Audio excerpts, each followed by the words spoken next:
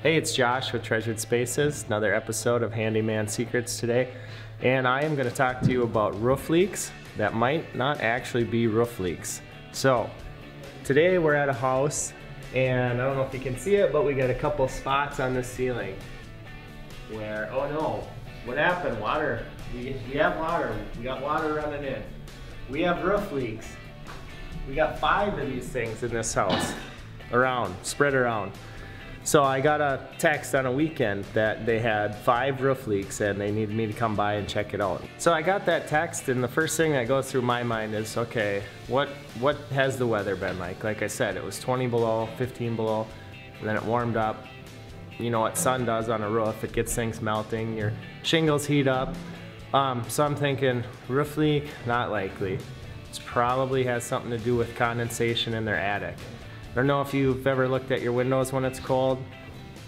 If it's pretty cold, you'll get water condensation on the bottom, where that warm, moist air is hitting that cold glass. It's condensating, it's turning to water. If it's really cold, it'll actually turn to ice, and that's what can happen in your attic.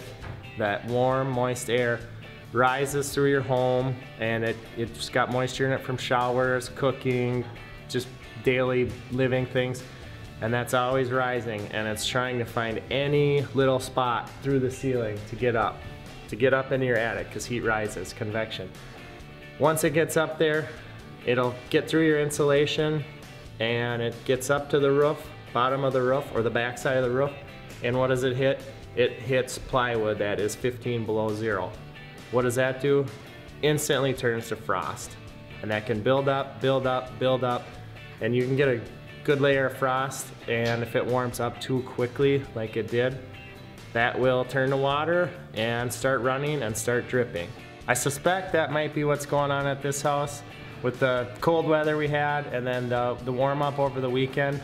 I think that's what's going on. So let's go check it out. Let's head in the attic. Let's head up here. Not always fun to get into these things, but you gotta do what you gotta do. Well, look what we found. Remember I was talking about that warm air coming up through the ceiling, through the insulation, finding its way to that cold plywood? There's what it does. Each one of these spots here is actually a nail from the shingles, and the air really likes to condensate, or the moisture likes to condensate on each nail, but also all through the plywood. And then when it warms up, this is all gonna turn to liquid, and if it happens too fast, it's gonna start dripping, and it's gonna find its way down. Gravity will pull that down as far as it can. So what's the quickest path for that air to get up here? Usually, or a lot of times, it's gonna be a bathroom fan that's not connected correctly. I can't tell you how many times we've seen bathroom fans, you flip them on, you think the air is going outside. Sometimes they're not even connected. Sometimes it's just a open pipe right into your attic. Well, that's sucking that moist air out of your home, putting it right in your attic. That is basically supposed to be one continuous insulated sealed pipe or duct going right out through the roof, so none of that air gets in your house. So those are problems. Dryer vents sometimes that go through the roof, those can be problems if they're not connected and insulated properly. That's obviously giving off a ton of warm, moist air. Another thing, I feel like a monkey in this attic here in the jungle gym, but try to show you over here. If I don't fall through the ceiling, can lights like this one. You can see that has no insulation over it.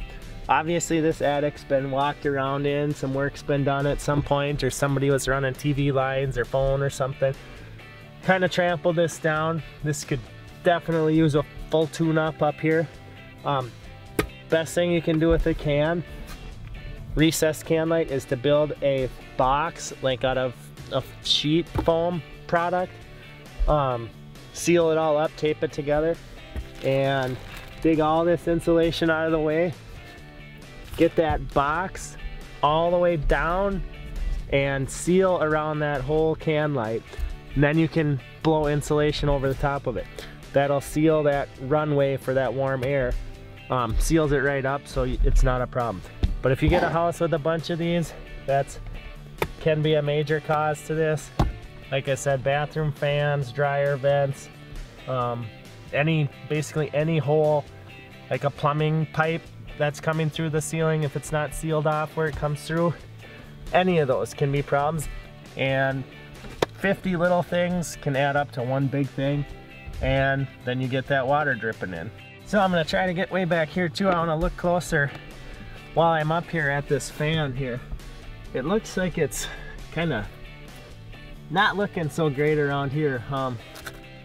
The plywood's kind of dark, it's not frost. What that's telling me there is warm air coming up through here, and it's keeping this wet. It's not actually freezing because there's enough warm air coming up that it's continuously wet. That's not a good situation. We want to get that sealed up properly. It looks like there's a gap here between the plywood. Get that all taken care of. So any warm air that's coming up here is just going to go right out the roof and not get on the plywood at all. So if you think you have a roof leak or you see some staining in your ceiling, it's in the dead of winter, and maybe you got water dripping in through one of your light fixtures or out your bathroom fan or something, it's likely it's not a roof leak in the middle of winter. It's more likely it's an insulation problem and condensation problem. All right, we got out of there safe, didn't fall through the ceiling. One other thing I wanted to mention though, I didn't say it while we were up there, is proper attic ventilation. And what that is you got your overhangs, your soffits on the outside on the edge of your roof. Those are normally going to be vented, or they should be, and what that does, it draws air in there, goes up into your roof, and it finds its way to the peak, and you usually have a ridge vent, a continuous ridge vent, or you can have separate slant back, they call them vents, and that allows that air to come in, go up through your attic, and get out the top. It uses convection, heat rises just like it does in your house, it will in your attic. And that's just to keep things flowing in your attic, keep it aired out, keep it running more efficiently. We've seen a lot of problems where they don't have proper ventilation in the soffit, or they don't have enough venting in the peak, and that air just can't move like it's supposed to, and that can cause a lot of problems too. That's it for today, guys. Thanks for joining me for another episode of Handyman Secrets.